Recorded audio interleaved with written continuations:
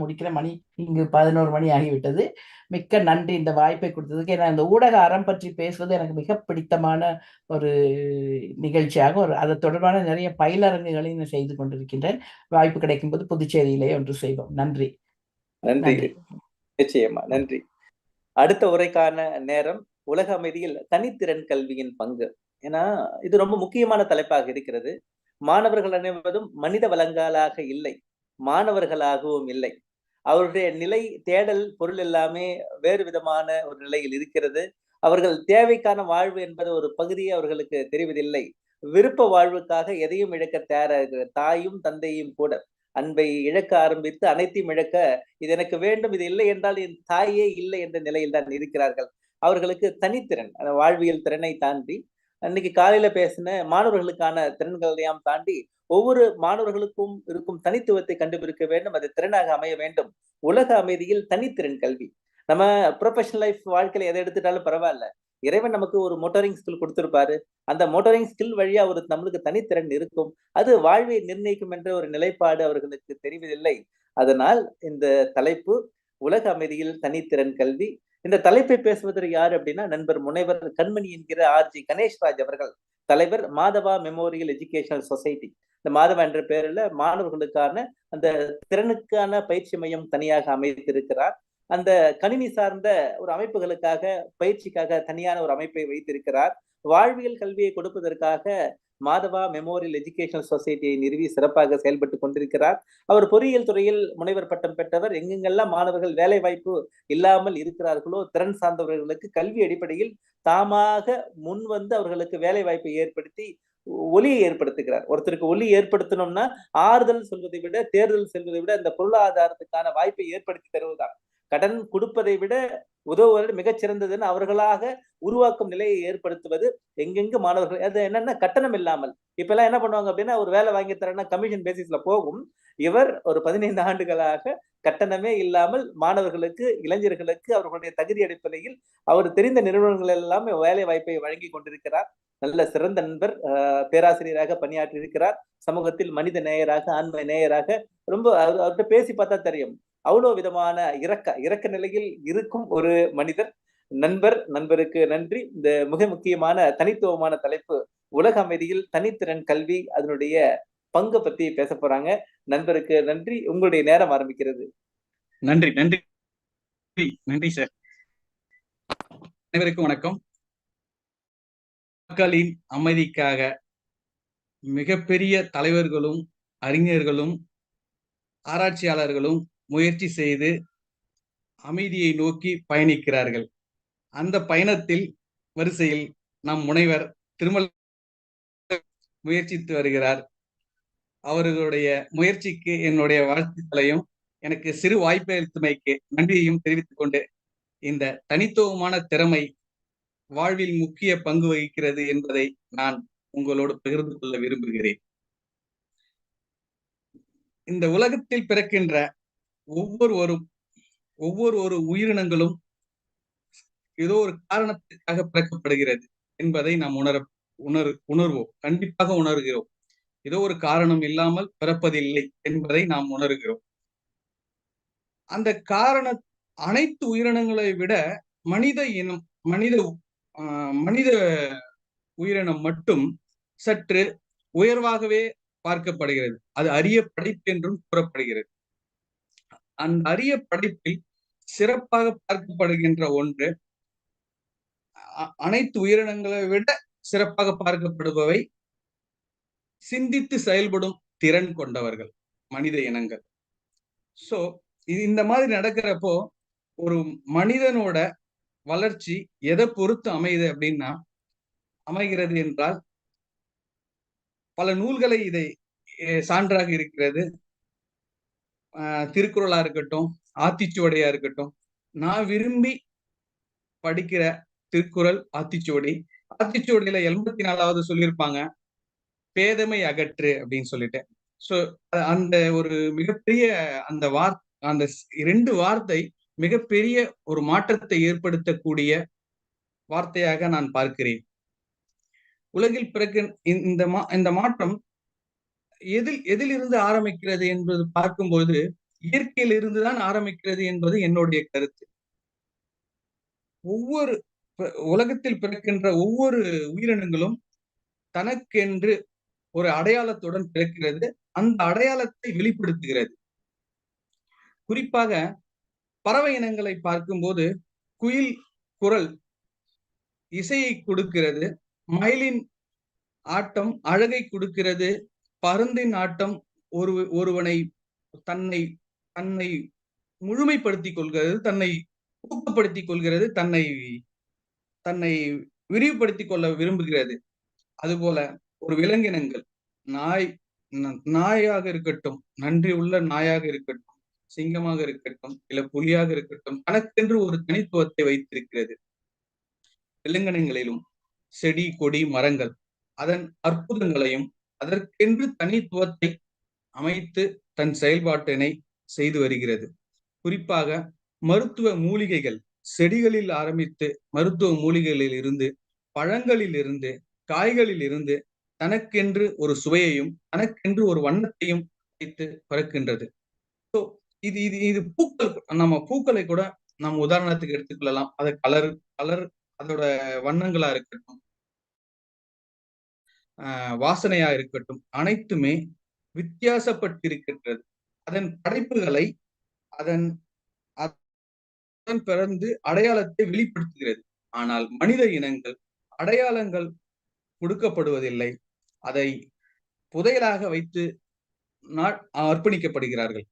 அந்த புதையலை நாம் எவ்வாறு எடுக்கப் போகிறோம், எந்த அளவிற்கு அதை கொண்டு செல்ல போகிறோம், அதை எப்படி கண்டறிந்து நம் சமுதாயத்திற்கு பயனுள்ளதாக கொண்டு செல்ல போகிறோம் என்பதை மிக முக்கியமாக பார்ப்பது தனித்துவம். தனித்துவம், ஒரு மனிதனின் தனித்துவம், இதுதான் தனித்துவம். விலங்கினங்கள், பூவினங்கள், அனைத்து உயிரினங்களும் சமுதாயத்தில் ஒரு பங்கு வகிக்கிறது, முக்கிய பங்கு வகிக்கிறது. அர்ப்பணிக்கிறது, தனது படைப்புகளை அர்ப்பணிக்கிறது, மனித இனத்திற்காக அர்ப்பணிக்கிறது. இயற்கை தன் மனித இனத்திற்காக அர்ப்பணிக்கிறது என்பதை விட இயற்கையும் மனிதனும் ஒன்றோடு ஒன்று இணைக்கப்பட்டிருப்பது என்பதே உண்மையான ஒரு விஷயம், உண்மையான ஒரு விடயமாக தெரிகிறது. இந்த தனித்துவமான திறமையில் மனிதனுக்கு படைக்கப்பட்ட அந்த புதையலை அவர்கள் எடுத்துக்கொள்ளும் விதம், அதை தேர்ந்தெடுக்கும் விதம், கடவுள் படைக்கும் போதே முடிவு செய்து விட்டார் இவருக்கு இதுதான் என்று. ஆனால் அதை கொடுத்து விட்டால் அவரவர் தனக்கு தேவையானதை பூர்த்தி செய்து கொண்டு வாழ்வில் ஒரு சுவாரஸ்யம் இல்லாமல் சென்று விடுவார்கள். பிறப்பு இறப்பு என்ற இரண்டு மட்டுமே ரகசியமாக இருக்கும். சிந்திக்கும் செயல் இல்லாமையே சென்றுவிடும். அது அனைத்து இயற்கையோடு வேறுபட்டு இருக்காது என்பதற்காக கடவுள் அதை மறைத்து வைத்து, புதையல் என்ற தனித்துவத்தை மனிதனுள் மறைத்து வைத்து, அதை சிந்திக்கும் திறனாக கொடுத்து, அதை சிந்தித்து நீ செயல்படுத்து என்பதற்கு உதாரணமாக அவர் மனித இனத்தை படைக்கிறார். அது அரிய படைப்பான மனித இனத்திற்கு கொடுக்கிறார். அதை நாம் பயன்படுத்தி சிந்தித்து எவ்வாறு எடுத்து கொண்டு வர வேண்டும் என்று பார்க்கும்போது, இயற்கை படைப்புகளில் மிக முக்கியமாக பார்க்கப்படுபவை மனித இனத்தில் சிரிப்பும் அழுகையும் மட்டுமே. அந்த சிந்தித்து செயல்படுவதால் அவர்கள் மிக மேலோங்கி செல்வதற்கு அது முக்கிய காரணமாக அமைகிறது. மனித இனத்தின் முக்கியமான மற்றொன்று, இந்த அவர்களுக்கு தேவையான சிந்திக்கும் திறனையும் கொடுத்து விடுகிறார், அதற்கான சூழ்நிலையும் உருவாக்கி கொடுக்கிறார். குறிப்பாக ஒரு குழந்தை பிறந்து வளரும் வரை தாய் தந்தை எது சரி எது தவறு என்றதை குறிப்பிட்டு விளக்கும்போது அந்த மனிதன் சிந்திக்க ஆரம்பிக்கிறார். இது தவறு, இதனால் என்ன விளைவுகள் ஏற்படும் என்பதை. அதுபோல் ஒரு ஆசிரியரிடம் ஒரு ஆசிரியரிடம் செல்லும் பொழுது, குறிப்பாக ஆசிரியர், பாடாசிரியர், பள்ளி ஆசிரியராக இருக்கலாம், கல்லூரி ஆசிரியர்களாக இருக்கலாம், அல்லது மிகப்பெரிய நூலாசிரியர்களாக கூட இருக்கலாம். குறிப்பாக ஆத்திச்சூடி ஒரு எக்ஸாம்பிளாக ஒரு உதாரணமாக நான் முன்னாடியே சொல்லியிருக்கேன். அதுபோல் திருக்குறளாக இருக்கலாம். இது அனைத்துமே மிகப்பெரிய மாற்றத்தை ஏற்படுத்தக்கூடிய நூல்களாகவே இன்றளவும் இருக்கிறது. அதை அந்த அந்த வார்த்தைகளை உச்சரிக்கும் பொழுது நமக்கு மிகப்பெரிய மாற்றத்தை ஏற்படுத்தும் என்பதை நாம் உணர முடிகிறது. இந்த மாற்றம் மிகப்பெரிய மாற்றமாக இருக்கும். அந்த தனித்துவத்தை அடையாளப்படுத்துவதற்கு இது முக்கியமான பங்கு வகிக்கும் என்பதில் எந்தவித சந்தேகமும் இல்லை. இதை அடைவதற்கு மிகப்பெரிய ஊன்றுகோலாக இருப்பது ஆசிரியர்களை தவிர்த்து நம்முடன் சுற்றுச்சூழலுடன் இணைந்து நண்பர்களும் சரி, சகோதர சகோதரிகளுடன் சரி, உறவினர்களும் சரி, நம் வளர்ச்சிக்கு மிகப்பெரிய பங்கு வகிக்கிறார்கள். நம் தனித்துவத்தை அடையாளப்படுத்துவதற்கும் அதை வளர்ப்பதற்கும் மிகப்பெரிய பங்கு வகிக்கிறார்கள். ஆம், நாம் யார், நாம் எதற்காக பிறந்திருக்கிறோம் என்ற உண்மையை நாம் உணர தொடங்கும் பொழுது, நாம் அறிய தொடங்கும் போது நம் வாழ்வில் மிகப்பெரிய மாற்றத்தை ஏற்படுத்தும் என்பதில் சந்தேகமில்லை. அறிந்து கொள்ள வேண்டிய இது அனைத்தும் நல்ல விதமாக உருவாக்கப்பட வேண்டும். அவர்கள் தேவையான அனைத்து தனித்துவத்தையும் அறிந்து கொள்ள முதலில் அவருக்கு முதல் படியாக அவர்களுக்கு தேவையான ஒன்று, ஒரு மாணவனின் தனித்துவத்தை அறிய அவனுக்கு மிக அடிப்படையான ஒரு விடயம் என்னவென்றால், கண்டிப்பாக அவன் மனநிலை எப்பொழுதும் நல்ல மனநிலை விதமாக இருக்க வேண்டும். மனப்பாங்கை கொண்டிருக்க வேண்டும். நல்ல மனப்பாங்கை கொண்டிருக்க வேண்டும். அப்பொழுது அவன் அடுத்த நிலைமைக்கு செல்வதற்கான அனைத்து சூழலும் உருவாகும் என்பது. இரண்டாவதாக, தினமும் தன்னை பற்றி, தன் உணர்வுகளை பற்றி, தன் மனதில் ஏற்படும் சந்தேகங்களை பற்றி ஆராய்ந்து கொள்ளும் மனப்பக்குவம் அவர்களுக்கு இருக்க வேண்டும். மூன்றாவதாக, நல்ல பெயர்களை உருவாக்க வேண்டும். தன் சுற்றுப்புற சூழலில் இருக்கும் பொழுது நல்ல பெயரை உருவாக்குதல் வேண்டும். நல்ல உறவு முறைகளை உருவாக்க வேண்டும். நல்ல பழக்க வழக்கங்களை உருவாக்க வேண்டும். இப்படி உருவாக்குவது நல்ல ஒழுக்கம், நற்பண்பும் நற்செயலையும் உருவாக்கும் பொழுது அவர்களுக்கு நல்ல எண்ணங்களும் நல்ல படைப்பு திறனும் உருவாகுவதற்கு மிகப்பெரிய வாய்ப்புகளாக அமையும். இதுவே மிக மிக குறைந்த முதல் படியாக இந்த தனித்துவத்தின் அருமையை நான் கூறுகிறேன். இரண்டாவதாக, அவர்களின் வளர்ச்சி தனித்துவத்தில் எந்த அளவுக்கு மேலே கொண்டு செல்ல முடியும். அவர்கள் திறன் என்பது அவர்கள் இன்றைய நிலைமையில் இந்த திறன் பற்றி நாம் அறிய வேண்டும் என்றால், அவர்களை பற்றி தன்னைத்தானே உணருதல், தன்னை பற்றி அறிதல், தன் வளர்ச்சியை பற்றி அறிதல், தன் மனநிலையை பற்றி அறிதல், தன்னுடைய ஆழ் மனதை அலசுதல், அவர்களை அதை தூண்டுதல், அதை பற்றியே தூண்டுதல், இது மிகப்பெரிய முக்கியமான ஒன்றாக கருதப்படுகிறது. இன்று சிறு வயதில் இருந்து அவர்கள் இதை பயிற்சி செய்து வரும்பொழுது அவர்களின் நிலை மிக மேலோங்க வாய்ப்புகள் இருக்கிறது. இதுவே தனித்துவத்தின் முக்கியமாக கருதப்படுகிறது. தனித்துவம் அமைதியை, அந்த தனித்துவத்தை அடையும் பொழுது அவர்களுக்கென்று தன் அடையாளத்தை உருவாக்கப்படுகிறது. அந்த அடையாளம் அவர்களை மிக பெரிய அமைதி நிலைமையை ஏற்படுத்தும். அந்த அமைதி நிலைமை உலகத்திற்கு மிகப்பெரிய மாற்றத்தை ஏற்படுத்தும். அந்த மாற்றம் மிகப்பெரிய ஒரு வெற்றியை உருவாக்கி மனித இனத்தின் நோக்கத்தையும் மனித இனத்தின் காரணத்தையும் அதன் மூலம் வெளிப்படுத்தும் என்பதில் ஐயமில்லை. குறிப்பாக அதை அறிவது எப்படி, அந்த தனித்துவத்தை அறிவது எப்படி என்று நாம் ஒரு சில வார்த்தைகளில் இப்போ பார்க்கலாம். ஒருவருடைய செயல்பாடு, ஒரு மாணவன் தன் செயல்பாடை கவனிப்பதால் அவர்களோட தனித்துவத்தை அறிய முடியும். நண்பர்கள் அவர்களிடமிருந்து எதிர்பார்ப்பது என்ன, இது எதிர்பார்த்தால் இதை நிறைவேற்றுவார், இவர்தான் இதை நிறைவேற்றுவார் என்ற எண்ணம் அவர்களுக்கு உருவாகும் என்றால், அந்த நண்பர்கள் அதிகமான நண்பர்கள் அவர்களிடம் இதை கேட்பார்கள். கேட்டு இதை அவர்கள் பயனடைவார்கள். அப்போ அதுதான் அவர்களோட தனித்துவமாக இருக்கலாம். மூன்றாவதாக, நாம் செய்யும் வேலையில் ஈடுபாடு, மிக மிக அதிகமான ஈடுபாடு கொண்டு செயல்படும் ஒரு மாணவனின் வளர்ச்சி மிகப்பெரிய மாற்றத்தை ஏற்படும். அதாவது ஒரு வேலை செய்து கொண்டிருக்கும் போது தனது வேலையில் நேரம் போகிறதே தெரியாது.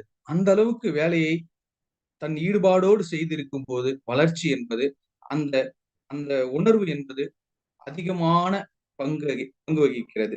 இதன் மூலம் அவர்களின் அவர்களின் அடையாளத்தை கண்டறிய முடியும். இதுதான் முதல். 2வது படியாக நான் பார்க்கிறேன். முதல் படி ஒழுக்கம். பெற்றோர் ஆசிரியரின் அரவணைப்பில் பெறுகின்ற ஒழுக்க நெறிமுறைகள் முதலாவதாக. 2வதாக அவர்களை பற்றிய சமுதாயம் பார்க்கும் வியூ. அவரை பற்றிய சமுதாயம் பார்க்கும் வியூ, அதாவது பார்வை, சமுதாய மக்களின் பார்வை, அவரை பற்றிய ஒரு பார்வை,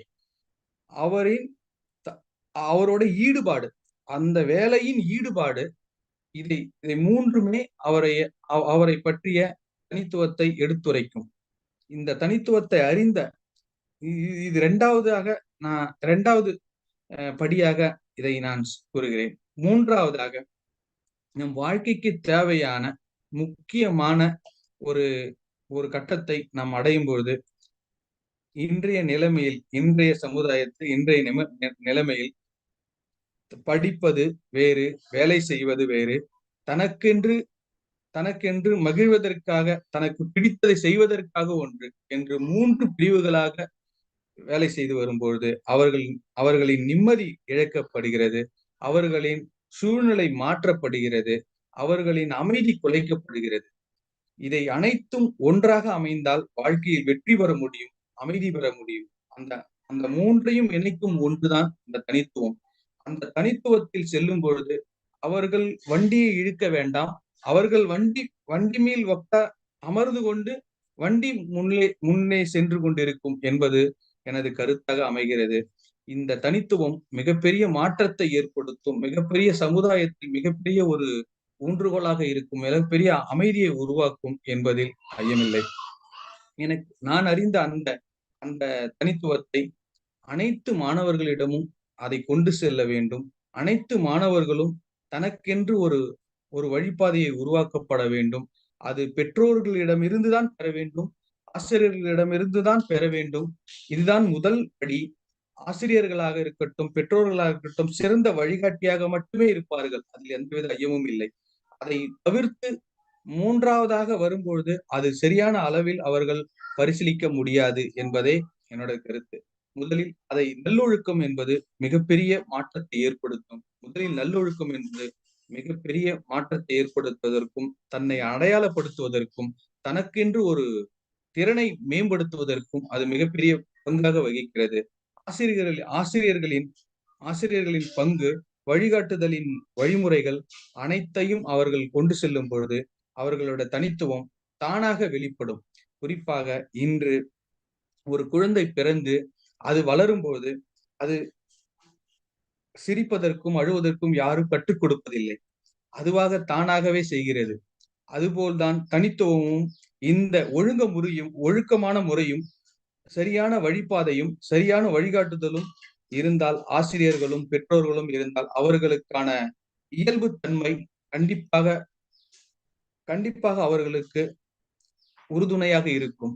சுற்றுச்சூழலும் கண்டிப்பாக உறுதுணையாக இருக்கும். இயற்கை என்பது நாம் என்ன நினைக்கிறோம் என்பதை அதை பிரதிபலிப்பது இயற்கை. இயற்கைக்கும் நமக்கும் ஒரு ஒற்றுமை. ஒவ்வொன்றுக்கும் நாம் ஒரு சங்கிலி போன்று ஒரு தொடர்ச்சியாகத்தான் இருக்கிறோம் என்பதை இது உணர்த்துகிறது. இயற்கையில் நாம் எண்ணுகின்ற ஒவ்வொன்றும், நம் தனித்துவத்தை எண்ணுகின்ற ஒவ்வொன்றும் செயல்படுத்துவது அந்த குழந்தை போலதான். குழந்தை எவ்வாறு வளர்கிறது என்பதை தன்னை சிரிப்பதற்கும் சரி, நடப்பதற்கும் சரி, நகர்வதற்கும் சரி, அது தானாகவே செய்கிறது, யாரும் கற்றுக் கொடுப்பதில்லை. அதுபோல்தான் தனித்துவமும். கண்டிப்பாக நாம் ஒழுக்க முறையையும் தன்னை அறிதலுக்காக முயற்சி செய்யும் பொழுது கண்டிப்பாக அவர்களால் அடையாளப்படுத்த முடியும். அந்த அடையாளம், அந்த திறன் அவர்களை மேலே கொண்டு செல்லும் என்பதில் எந்தவித ஐயமும் இல்லை. அவர்களின் வளர்ச்சியும் மிகப்பெரிய மாற்றத்தை ஏற்படுத்தும். இந்த தனித்துவம் அறிந்தவர்கள் அந்த அந்த அளவுக்கு வளர்ச்சியை அறியும் போது அவர்கள் மகிழ்ச்சியை அடைவார்கள். அந்த மகிழ்ச்சியை அமைதியை உருவாக்கும். இந்த அமைதியை ஒவ்வொரு தனி மனிதனின் அமைதியும் உலக அமைதிக்கு மிகப்பெரிய மாற்றத்தை ஏற்படுத்தும் என்பதில் எனக்கு ஐயமில்லை. ஒவ்வொரு மனிதனும் ஒவ்வொருவரும் நாம் ஒவ்வொருவரும் அறிந்து கொள்ள வேண்டிய முக்கியமான ஒன்று அதாவது செல்ஃப் டிசிப்ளின். அதாவது நம்மளோட ஒழுக்கம், தனி மனிதனின் ஒழுக்கம் மிகப்பெரிய மாற்றத்தை ஏற்படுத்தும் என்பதில் ஐயமில்லை. நற்பண்புகளும் நல்ல எண்ணங்களும் மிகப்பெரிய மாற்றத்தை ஏற்படுத்தும். தன்னை அடையாளப்படுத்தும் போது தன்னுடைய திறமையும் அடையாளப்படுத்தும். தன் திறமையை அடையாளப்படுத்தினால் தன் வளர்ச்சியும் அடையாளப்படுத்தும். தன் அடையாளப்படுத்தினால் உலகத்திற்கு ஒரு எடுத்துக்காட்டாக விளங்குவார்கள். அதற்கு சான்றாக நிறைய அதிகமான உதாரணம் நம் விளையாட்டிலா இருக்கட்டும், கலைத்துறையிலா இருக்கட்டும், ஆசிரியர் தொழிலாக இருக்கட்டும், உருவாக்கும் தொழிலாக மேனுபேக்சரிங் தொழிலாக இருக்கட்டும், அனைத்து துறையிலும் தனக்கென்று ஒரு வியாபார தொழிலா இருக்கட்டும், அதற்கு அனைத்திற்கும் தன் முதன்மையாக நின்று செயல்பட்டு வருகிறார்கள். இன்றளவும் அதிகமான நபர்கள் இருக்கும்போது இதில் மிகப்பெரிய மாற்றத்தை ஏற்படுத்தக்கூடிய பக்குவம் இவர்களுக்கு மட்டுமே இருக்கிறது. இன்று படிக்கின்ற மாணவர்கள், அதிகமான மாணவர்கள் தன்னை நோக்கி டாக்டர் என்றால் டாக்டரை பார்த்து செல்கிறார்கள், இன்ஜினியரிங் என்றால் இன்ஜினியர், அனைவரும் இன்ஜினியரிங் நோக்கி செல்கிறார்கள். படிப்பு பொறுத்தவரை யாரும் தனக்கு விரும்பியதை எடுத்து படிப்பதில்லை, விரும்பியதை படித்ததை எடுத்து வேலை செய்வதில்லை. ஒவ்வொரு விதமான வேலை, ஒவ்வொரு விதமான தன் பொழுதுபோக்கு, ஒவ்வொரு விதமான முயற்சி, இது அனைத்தும் ஒன்றுபட வேண்டும் என்பது எனது நோக்கம். அதற்காக பல விதமான முயற்சிகளை எடுத்து அதை சரி செய்ய முயற்சித்து வருகிறோம். இந்த வாய்ப்பு அளித்த திருமலைவாசன் ஐயா அவர்களிடம் இதை பற்றி அதிகமாக தெரிவித்திருக்கிறோம். இதை மிகப்பெரிய வாய்ப்பாக நான் கருதுகிறேன். அதில் கடைசியாக ஒரு கவிதையோடு உங்களோடு முடித்துக் கொள்ள விரும்புகிறேன். அறிந்தேன் நான் ஒரு அரிய படைப்பு என்று, அறிந்தேன் என் பெற்றோர்கள் அரிய படைப்பு என்று, அறிந்தேன் அவர்கள் என் முதல் குரு என்று, அறிந்தேன் நிதானம்தான் வாழ்க்கை என்று, அறிந்தேன் கனவுதான் வாழ்க்கை என்று, அறிந்தேன் தேடுதல் தான் வாழ்க்கை என்று, அறிந்தேன் என்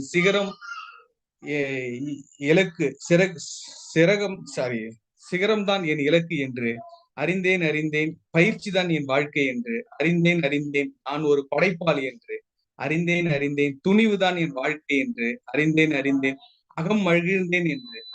இந்த வாய்ப்பளித்த திருமலைவாசன் ஐயா அவர்களுக்கு நன்றியை தெரிவித்து இந்த உரையை முடித்துக் கொள்கிறேன். நன்றிப்பா. அறிவானும் தானே, அறிவிப்பான் தானே, அறிவாய் அறிவுகின்றான் தானே, வெறி சுடர்பார் ஆகாயம் எல்லாமும் தாவே அவன். தேவார பாடல். அது மாதிரி நீங்க உங்களுக்குள்ளார அறியுதலை பத்தி ஒரு புரிதலோடு ஒரு நல்ல அரங்கு கொடுத்திருக்கீங்க. அனைவரும் விரும்புவது உலக மாற்றம். எத்தனை வகையான கல்வியாக கொடுத்தாலும் வகுத்தாலும் உள்ளார்ந்த இறை கொடுத்த கல்வியை அதை நம்ம டெவலப் பண்ணலைன்னா என்ன புண்ணியம் என்ற நிலைப்பாட்டுல. ஏன்னா மற்ற கல்வி எல்லாமே உலகம் கட்டமைப்பது, ஆனா தனித்திறன் கல்வி தனி மனிதன் கட்டமைப்பது. அவனுக்குள்ள இருக்கிற இறை கொடுத்த அந்த செயல்பாடு வடிவத்திற்கான செயல் நோக்கில செயல்படுவது. அப்ப உலக மாற்றத்திற்கு முதல் காரணி அவருக்குள்ள இருக்கும் அந்த தனித்திறமையை கண்டுபிடித்து செயல்படுவதுதான். அதுதான் ஏணியாக நம்மளையே உயர்த்தும். அது ஏணி நமக்கு தேவையில்லை, ஆசான்கள் கூட தேவைப்பட மாட்டார்கள். அது நேரடியாக நம்மளை உலகுக்கு உயர்த்தும். 3 வகையான வாழ்க்கை நிலை, பணி, சேவை, தேவை. அந்த 3ஐயும் இணைப்பது, பெருமையுடன் இணைப்பது இந்த தனித்திறன் கல்வின்னு அழகா சொல்லியிருக்கிறீங்க. அதோடு சேர்ந்து உலகத்தில் பிறந்த அனைத்து உயிரினங்களும் தன்னை விரிவாக்கம் செய்ய முயற்சிக்கின்றன. அது ரொம்ப முக்கியமாக காணப்பட வேண்டிய, உணரப்பட வேண்டிய விஷயங்கள். அதனால்தான் பரிமாணமும் பரிணாமமும் ஏற்படுகிறது, உலக பரிமாணமா ஏற்படுகிறது. ஆனாலும் எதற்கு மனிதனை இறைவன் படைத்தான் என்ற கேள்வியை கேட்டு தன்னை அறிய வேண்டும், தன்னை சூழ்ந்தது அறிய வேண்டும், உள்நோக்கிய பயணத்தில் செல்ல வேண்டும், தனித்துவத்தில் இயங்க வேண்டும். யூனிக். ஒவ்வொரு மனிதனும் சார்ந்தவன் தான், ஆனால் தனித்துவமானவன். அவனுடைய உடல் அமைப்பும் சரி, கண் அமைப்பும் சரி, மூளை அமைப்பும் சரி, செயல்பாட்டு அமைப்பும் சரி, தனித்துவமானவன். உனக்குள் இருக்கும் தனித்துவத்தை, தனித்துவ மனிதனை கண்டுபிடித்து நீங்களும் உயர்வடைந்து உலகம் உய்ய உதவுங்கள்னு அதற்காக பணி திட்டங்களோடு நான் களத்தில் இருக்கிறேன், வாருங்கள்னு ஒரு அழைப்பு விடுத்த விதமும் சிறப்பு கண்மணி. ரொம்ப மகிழ்ச்சி, நிறைவு. உங்களுடைய பொருள் எல்லாமே அழகழகாக இருந்தது, தேவையான பொருளில் இருந்தது, ஆன்மீக நோக்கில் இருந்தது, ஒரு புதிய பார்வையில் இருந்தது. அது எல்லாமே செயல்பாட்டு வடிவம் எடுக்கும் செயல்பாடுகளாக இருந்தது. உங்களுடைய நூலாக்க பணிக்கும் இந்த செயல் திட்ட வடிவத்திற்கும் நாங்கள் எல்லாம் இருக்கிறோம், இணைந்து செயல்படுவோம். உங்களுக்காக சிவபெரி ஐயா அவர்கள் ஆஸ்திரேலியாவிலிருந்து அவருடைய கருத்தை வழங்க காத்திருக்கிறார். ஐயா வணக்கம். புதிய தலைப்பு ஐயா, புதிய தலைப்பு. இப்படி கூட சிறப்பு மனிதர்கள் இயங்கிக் கொண்டிருக்கிறார்கள். நம்ம பாடம் இதெல்லாம் பார்த்துக்கிட்டு இருக்கும் போது அந்த தனித்திறன் கல்விக்கு கூட ஒருத்தர் இயங்கிட்டு இருக்காரு இளைஞர் என்னும் பொழுது அது பெருமையாக இருக்கிறது. நீங்கள் கண்மணியோடு கலந்துரையாடலாம். வணக்கம் கண்மணி கணேசன் அவர்களே, மிக்க நன்றி. நீங்கள் பேசியது தொடங்கியதுல இருந்து நான் பார்த்தேன், நான் சொல்ற கருத்துக்கள் எல்லாத்தையும் நீங்களே சொல்லிவிட்டீங்க போல இருந்தது. ஏனென்றால் முதல் நான் யார் என்பதை அறிய வேண்டும் என்று சொன்னீங்க. மற்றது எங்களுக்கு நாங்கள் படைப்பில் மனிதன் உயர்ந்த ஒரு படைப்பு, அந்த சிந்திக்கும் ஆற்றல், இதை ஆராய்கிற ஆற்றல், அந்த ஆறாவது அறிவு. ஒவ்வொரு படைப்பும் எல்லா உயிரினங்களும் ஏதோ ஒன்றை அதை வெளிப்பட செய்து என்ற ஒரு தனித்துவத்தை வெளிப்படுத்துதுன்னு சொன்னீங்க. நான் பின்பற்ற பஹாவுல்லா சொல்லியிருந்தார் ஆங்கிலத்தில், every created thing is a door leading to the knowledge of God என்று சொல்லியிருந்தார். ஸோ உங்களுடைய பேச்சு மிகவும் தேவையானது, நல்ல கருத்துக்கள். உங்களுடைய பின்னணியில் நீங்கள் என்னென்ன செய்கிறீங்கன்றதை பற்றி நான் அறிமுகத்தில் நான் அறியலை. நான் உங்களோட ஃபேஸ்புக்கில் உங்களுக்கு ஒரு மெசேஜ் போட்டிருக்கேன், பிறகு நான் உங்களோட அவரில் கதைக்கிறேன். நன்றி நன்றி. ஆக்சுவலா ஆஸ்திரேலியாவுல நல்ல மிகப்பெரிய மாற்றத்தை ஏற்படுத்த குரூப்ல ஆஸ்திரேலியா, ஜப்பான் பாத்தீங்கன்னா இதுக்காக தான் முக்கியத்துவம் கொடுக்குறாங்க ஐயா.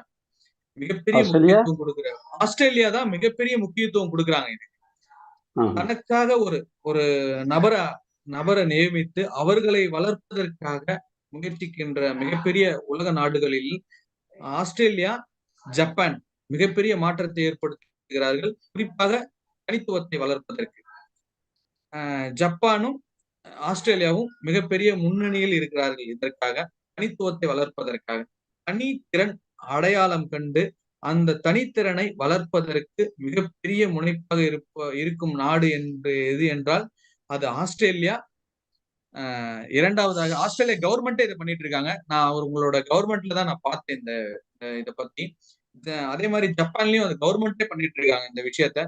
அவர்களோட வளர்ச்சிக்கு மிகப்பெரிய பங்காகவும் இருக்கிறதா என்னோட வெப்சைட்ல படிச்சு நான் பார்த்தது. இது இவங்க 2 பேர் தான் பண்றதா எனக்கு தெரியும். மற்றபடி எந்த உலகத்துல எங்க பண்ணிட்டு இருக்காங்கன்றது அந்த அளவுக்கு பெருசா தெரியல.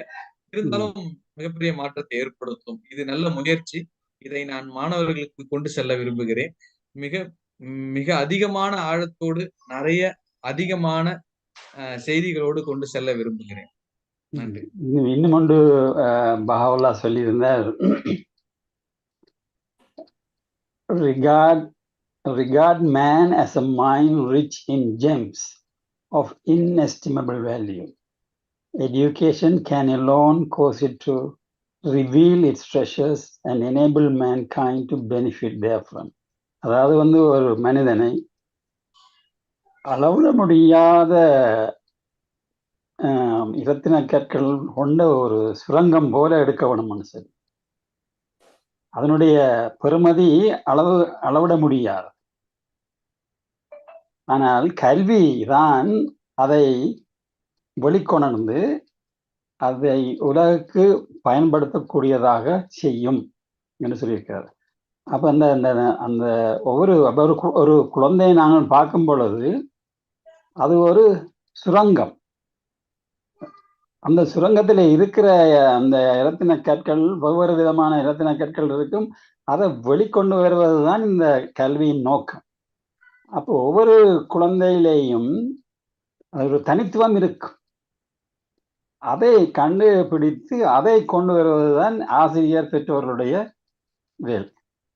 இதைத்தான் நாங்கள் அந்த பஹாய் சமயத்துல நாங்கள் இந்த கல்விகளை